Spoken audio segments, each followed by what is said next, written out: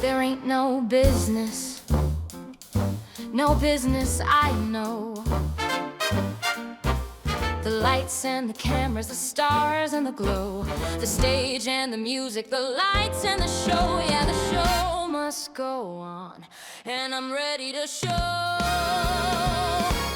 who I am, who we are. Gonna take a little piece of this place that we call ours. Spread our story near and far till they hit shores of lands afar, and I can't wait to be there. So first of all, what's your name and what is it you do here? My name is Ash McDowell and I am the founder and artistic director at Wythenshawe Youth Theatre. But that's all in between the shows, because the shows are where we show who I am. Wythenshawe Youth Theatre is based in the Forum Library creative space, just on top of the library. That came about through me advertising and sort of saying this is what we're planning to do in the next few months. My first funding provider then put me on to the guy that runs the library.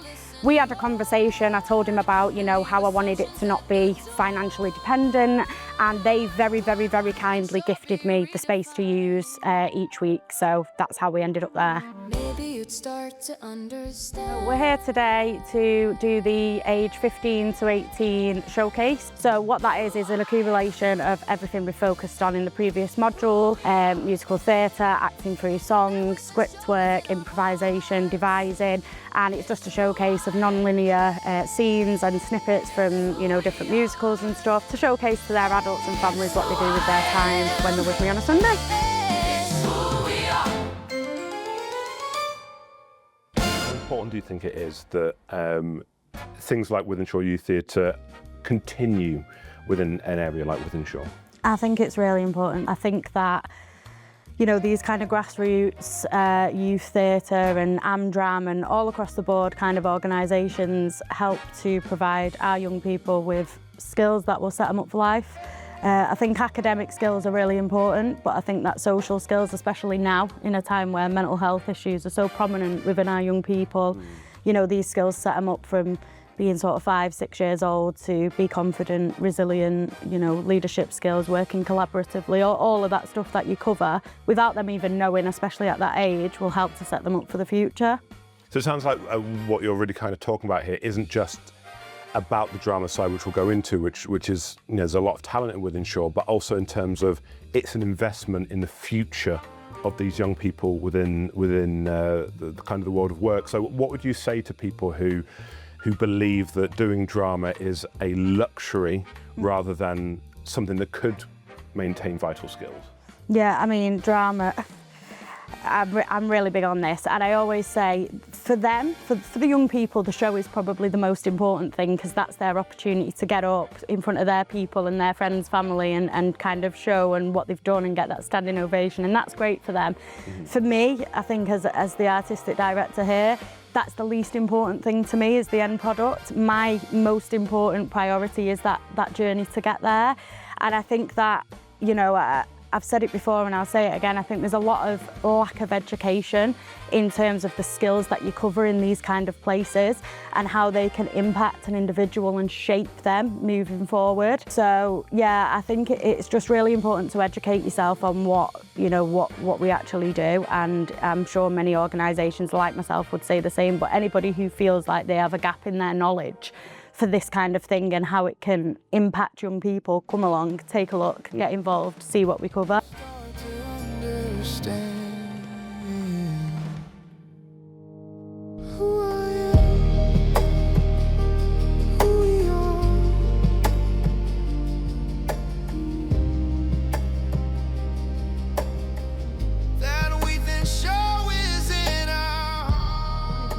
That I grew up in. I'm 32 and I've lived here all my life, and these opportunities just weren't available to me when I was younger.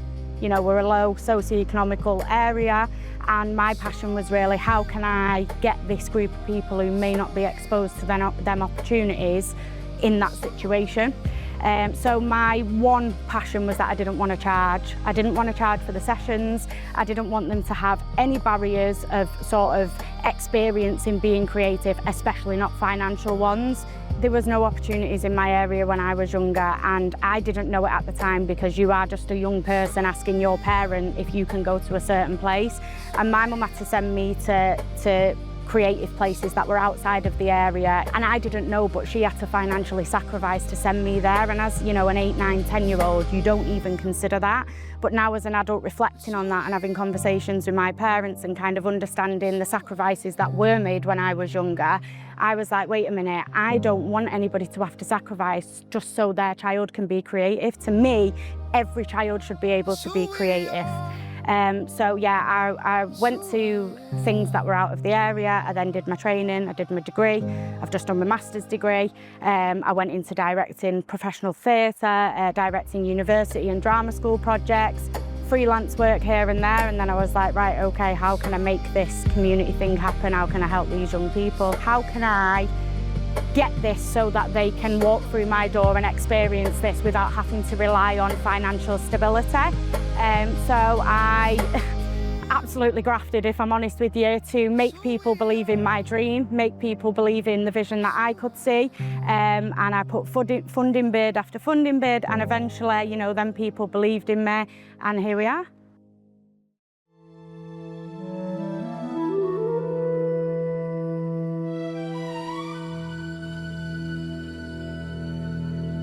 So going into the actual kind of drama side of things and the career element, tell me a little bit about how you structure what you do to get the most out of it for the kids. Yeah, so we work on a module kind of structure. So each age group, we have 4 age groups.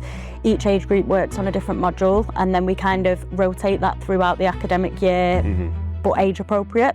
So the older ones will go more into kind of in-depth script analysis stuff, for example, whereas the 5 to 7-year-olds won't do that because it's not age appropriate for them. And that's just to make sure, you know, we do steer away from it sometimes. We kind of work on a young people-led structure to a certain extent, but that's to keep us streamlined in focus and make sure that everybody's got a little taste of everything.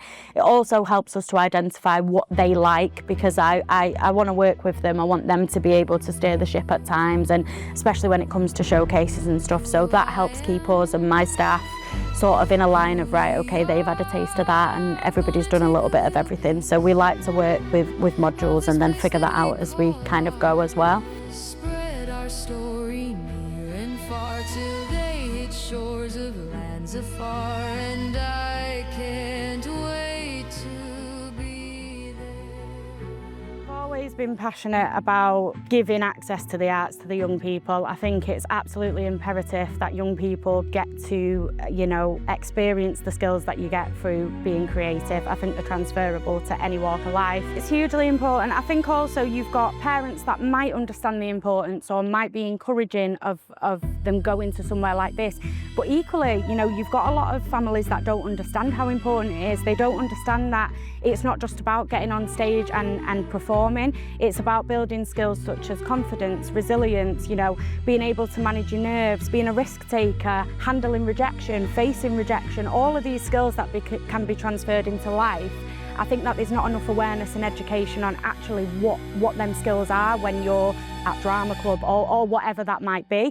So I think there's families that are encouraging of it, and there's families that are just maybe uneducated and don't realise the impact that this could have on their kind of social awareness and their social skills. So I think it's hugely important that that opportunity is there, so that them young people can experience it, and like the adults that are coming today can then see, you know, their young person in that setting. The feedback that I get from parents regarding their, you know, for example, one of our young people didn't really leave the bedroom for a long period of time, and the parents just couldn't believe that this person was doing a show on stage and you know, can come in and being in these classes week by week. I think that, yeah, of course it will have an impact in school, but the challenge I'm facing at the moment is the lack of in-depth stuff within the schools in the drama department. Yeah. So yeah, I think it would definitely, I mean, focus, I think it is a skill to get a load of creative young people to focus on something that's written based. I think you work backwards. It's a little bit of kind of working backwards to then get the end product. So it's not about putting a script in front of them and spending 2 hours reading the words and underlining and highlighting. I think it's more, you know, let's discuss character, get up, show me what character, okay, let's look for a similar character, let's get that onto paper and kind of work backwards. I think there's a way of doing it. I hope that it would improve, you know, their written stuff within the school, but I think that what I'm doing at the moment, as the feedback that I've had, is more impacted their social kind of capacity and skills as a young person and what they're now willing to do with confidence.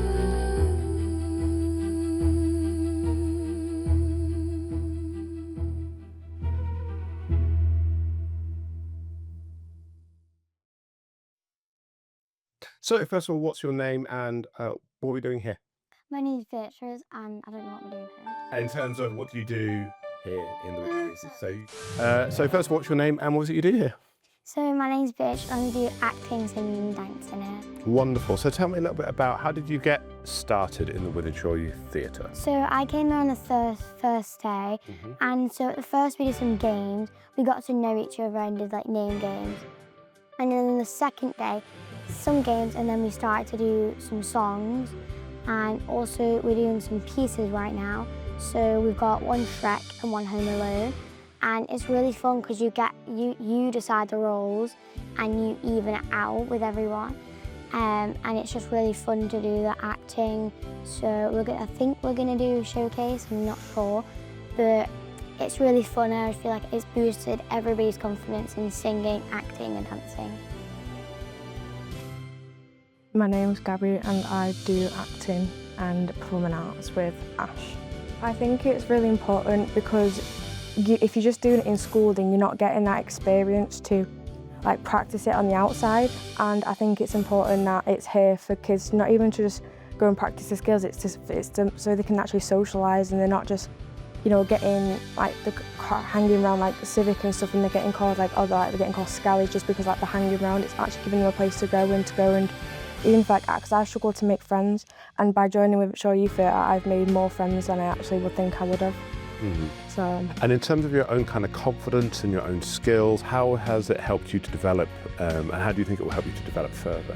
When I first joined, I wasn't really that confident. I was much rather just shy, sit in the corner, I'm alright just watching. But now, I think, because of those aspects of like, I've just kind of put them to the back of my head, I think it's bringing out my confidence more. So I think it's helped me like bring out my character, my personality more, instead of like hiding it away and just like being that one in the corner.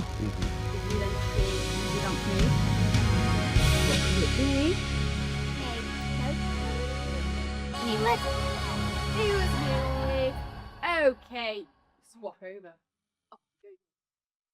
I think that the arts gives young people the opportunity to be creative in their own way. And the way I work specifically, theatre, screen, whatever I'm doing, I think it's so important to keep a hold of that individuality, because I think, you know, if every director was the same, we'd only need one. If every actress was the same, we'd only need one, and that'd be it. We'd watch the same things and it'd be the same way. And I think it's so important from a young age to validate and nurture these young people, to let them know that their ideas are absolutely valid, the same as anybody else's ideas, regardless of you know, the stigma and the stereotypes about where they live, or, you know, there's horrible stereotypes. But I have 55 young people that spend a Sunday with me, and every single one of them is respectful, polite, you know, they listen, they take instruction, they're there week after week. And I just think the arts is so important. People underestimate the skill set that you do learn for later on in life. I was confident, and then it's also boosted me more confident as well. I learned tongue twisters. Okay. I learned some of them. And also just like being like out there and putting yourself out there and going in uncomfortable zones and just getting out there. We did a film recently, part of that film. Yeah. Is that something you would maybe not have done in the past?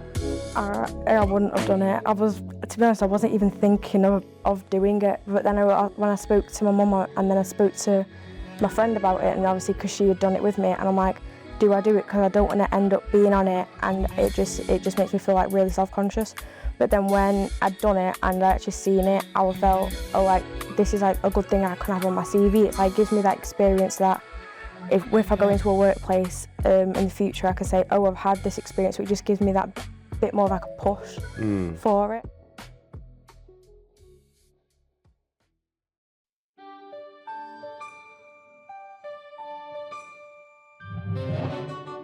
And what inspired you to reopen? So I only use the word reopen because obviously it's of the same name. Did you consider that within your journey? Did you kind of say, I'm going to reopen the Wythenshawe Youth Theatre, or was it a kind of a separate journey for you? And how did that happen? It was a separate journey for me. I think that I called it Wythenshawe Youth Theatre because this sounds really cringy, but I feel like we deserve to have a youth theatre. I think that Wythenshawe deserves a youth theatre, and I don't see why we cannot be up there and be as renowned as places like Burnley Youth Theatre and even the National Youth Theatre, you know. I think that we deserve it.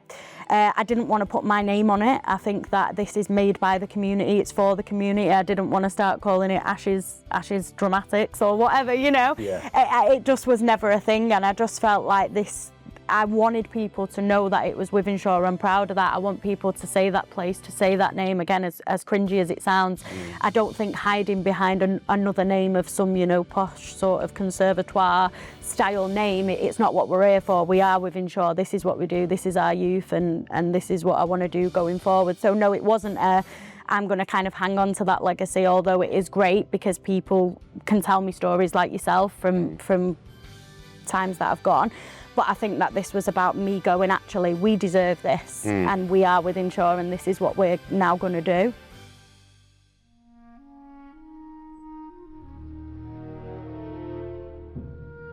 I think integrity and owning your roots and where you've come from is so important, and on a technical basis, I think it delivers the truth. When you are telling real stories about real people, it is believed, and that is what got me to where I am, because when I didn't have that validation, and gradually through working and training and delivering these truthful performances, it was then where people were like, wow. And then I went into writing, and I wrote based on my family, my friends, and based on people around me, and I took their stories based in early 2000s of Wythenshawe and all of your things, you know, Blockbuster, going for fish and chips, and all of these things that we can all relate to, but equally the truth behind the struggles that might be faced because of the stigma that we have.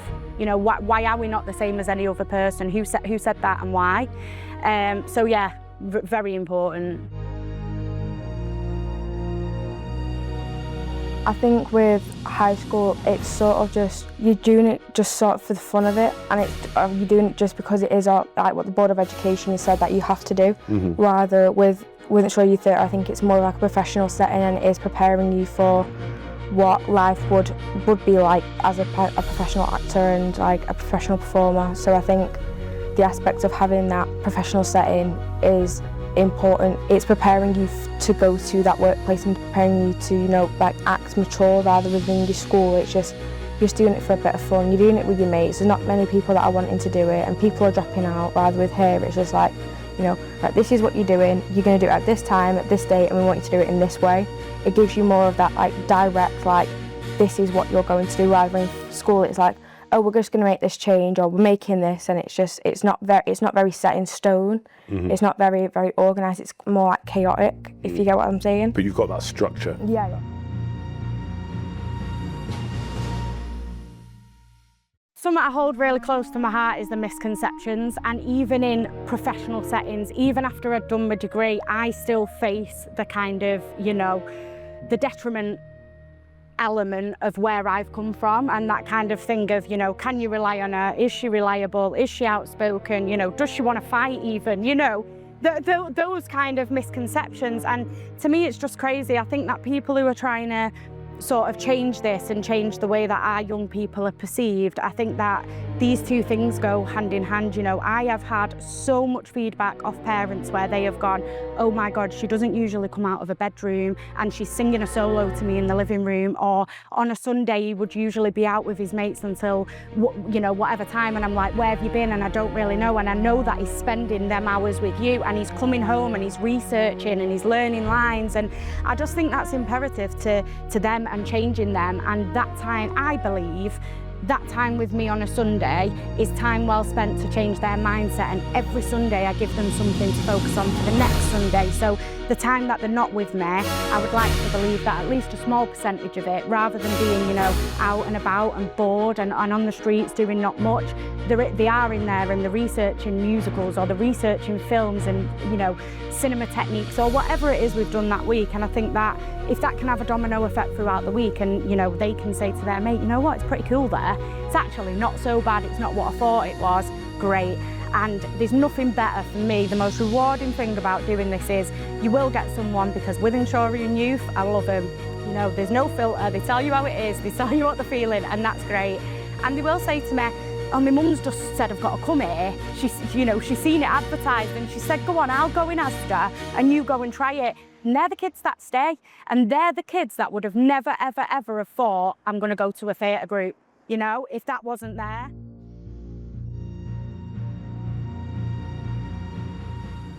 What would make your life easier? Like, how could either government, council, or investment and funding help you to do more for these young people? Yeah, I mean, funding is key. Like I just said, we're completely funding based. You know, Manchester City Council have been great so far, and, you know, the Arts Council and stuff, but it's a constant cycle of constantly chasing that next batch of funding, which, you know, I've always said I'm a risk taker, but I'm starting to kind of think I'm not.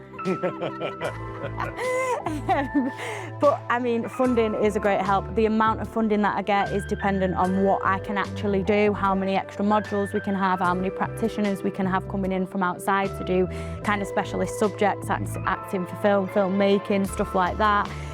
So yeah, the funding really does determine the kind of, I don't want to say quality, because the quality is of a great standard anyway, regardless, as long as kind of my staff are here. But I think the variety, let's say, and the kind of outsourced stuff that we can do, and the specialised stuff, and of course just you know, the general running of it week to week. Mm-hmm. So funding is so important, and like I said, you know, anybody who's within the kind of capacity of people that are able to fund something like this, whether it's kind of government based or private funding based, if you're not aware of what these skills can do and what impact this can have for young people, just come along. My door is open, you know, come and look, come and see, speak to parents, see the stories, see the progress within these people, because I just think it is so important that young people can access stuff like this. So you say you've done some plays and whatnot, and some roles. What's your favourite role that you've played so far? Being the dad in Home Alone. I think it was really fun. You played the dad in Home Alone. That's brilliant. Okay. And what was really fun about that? How did you approach that? I just thought I might as well just take this role, because that was like the only role really, because the mum was taken, the children were taken, so I thought, let's just be the dad. Just as a fun question at the end, you say you want to be in acting. If you could have any role or any movie or work with any actor that you love, who would it be? I really want to be in like a musical theatre show. Okay. I really want to be in like Matilda. Oh, I could see. Actually, to be fair, I could see you as Matilda. You've definitely got the Matilda personality already. Okay, wonderful. So, hopefully, at some point in the future, I'll be heading to the palace, watching Matilda, and we're going, oh, I interviewed her. So, thank you very much for talking to us, and I'm going to let you get back to the fun and games, because you look like you're having a really good time. The stage and the music, the lights and the show, yeah, the show must go on, and I'm ready. So during my training for my degree, I then realised actually there's a huge gap of truth that isn't being told about a huge demographic of people. You know, it's the same thing. You've got great shows that are down south and all of that, not taking that away. But during my time in training, both in theatre and in screen, I was like, there's this whole truth of this whole community around me spreading further off into Manchester and Greater Manchester, where there's things out there, but to me, it's not always integral. It's not always the truth, you know, the truth that to me, if you feel uncomfortable watching my play, then you feeling uncomfortable because maybe you've had that opinion once, you know, or if you're supportive of my play, maybe you're supportive because you've been in my shoes, you know, so maybe change that bias, maybe change that stigma. If you thought, oh, I didn't realise that thinking that wasn't accurate, or I didn't realise that thinking that would make them feel that way, then that's how I hope people will think after they've been in my show. They'll have a think and be like, oh, you know? Yeah. So I built the confidence, I started writing, and then what happened was I performed a snippet as a monologue, and as part of that snippet, there was a group of sort of working class creatives in the room. And that was the moment for me when they were like, wow, we related, you told it, it was truthful, I've been there, you've been there, we were talking, you know, we were having discussions afterwards for an hour saying, God, that had gone out of my mind, but do you remember that time, and do you remember when this happened? And I thought, bam, there's the market for it, you know? And even the people who had never experienced it were like, God, I had no idea that is what people thought about you, or that doesn't happen, or that is just a stereotype, you know, or they're the struggles that people face. So it was nice from both angles for people to kind of collectively come together and go, wow, that was very truthful.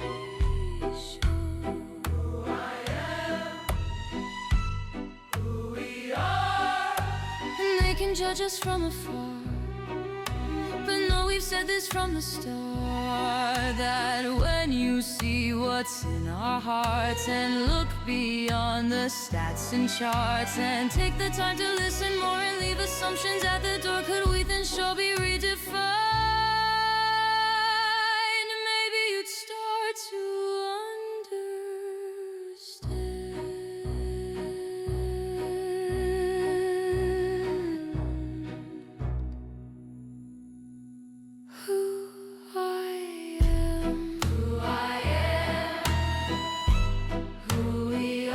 You've got your businesses, big businesses moving into places like Wythenshawe, who will need the skills that you're teaching them.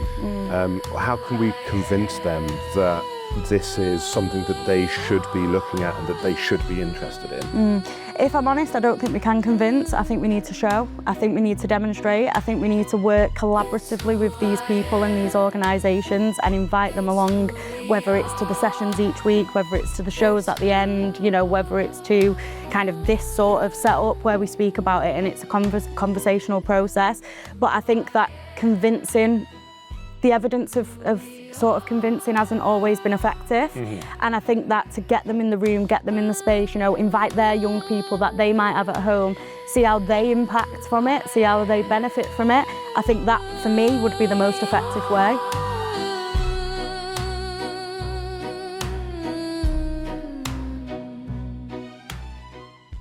So let's say that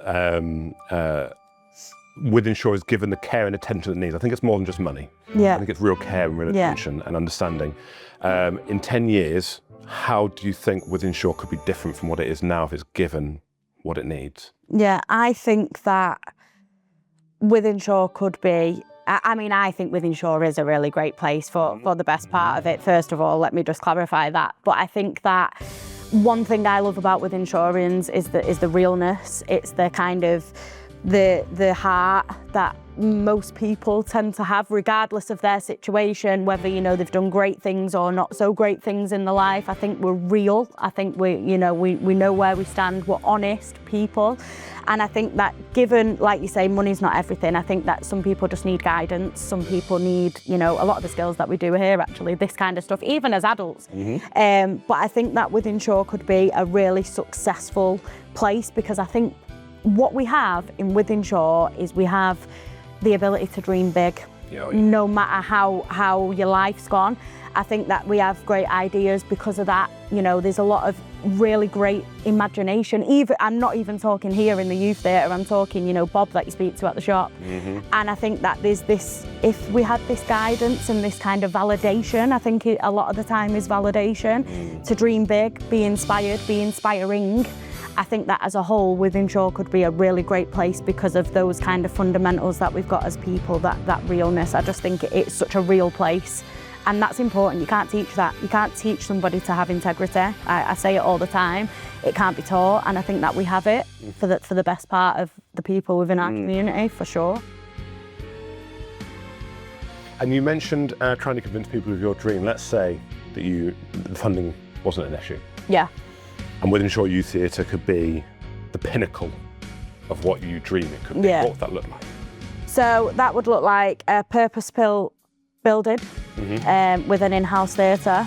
My idea is to basically branch out from Wythenshawe Youth Theatre to kind of target all of the groups within our community. So the next thing on the agenda is performing pensioners, which will look at you know, giving access to the arts to our elderly residents, and then combining it with Wythenshawe Youth Theatre to sort of create a project between the eldest and the youngest within the community.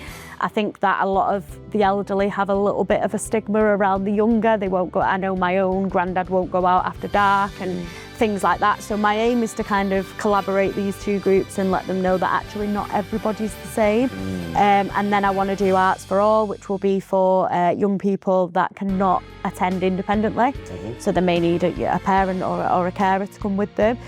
So my dream would be that I would have a building where all of this can run kind of alongside each other, and also have a stage management module running as well constantly within the in-house theatre. So somebody would run that, which means that people that don't want to be on stage, they can look at costume, they can look at creating set, stage management, lights and sounds, and they will work in-house for all of the projects and manage that side of it, and that will be their kind of training and learning as they go if they don't want to perform.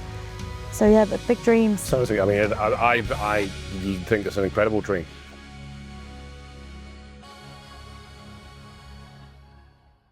One thing you touched upon was that people should just come down and see what it is you do. Yeah. People are going to be watching this. What are the most important things you would want them to know to show them just how important what you do really is?